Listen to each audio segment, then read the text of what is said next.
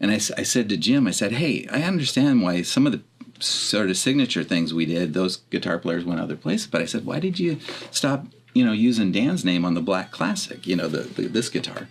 And he said, well, Dan moved to Nashville, and I just felt weird using Dan's name, which is, how cool is Jim, right? Yeah. Most people don't think that way. Yeah. They'll use your name well into where you ask them not to and stuff. And you explained to me about how you went to California. Oh, yeah. Well, and the stories, some of it's pretty well documented. At that point, that was the only place for me, and it just seemed like the right thing. And it was, and my wife and I were really young, so we didn't have anything to lose. And I was going out there, and it was the perfect kind of momentary time to come into Los Angeles, because basically the guy who got every bit of work, Steve Lukather, decided to have a band and started having a lot of success. So there's this humongous vacuum of space to be had.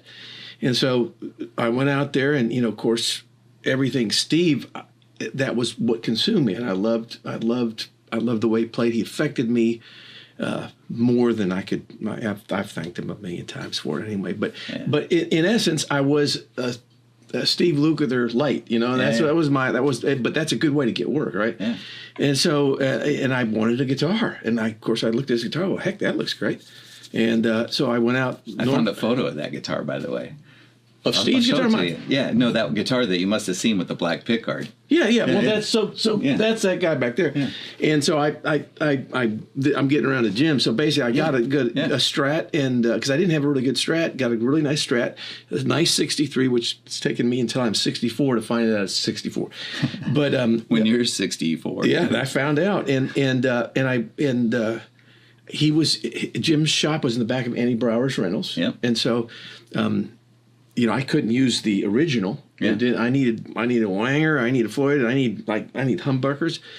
And I just said, "Can you do this?" Andy told me about this guy that does it, and basically I just put that's the most expensive thing. That was more expensive than my car at the time, that guitar. And I just gave it to him, and I said, "Can you make this hot rodded and make me look like Steve Lukather?" Yeah. And we do it. Jim, very unassuming, and he did all that, and it, I can't remember the timeline as how long it took him. He probably did it very quickly,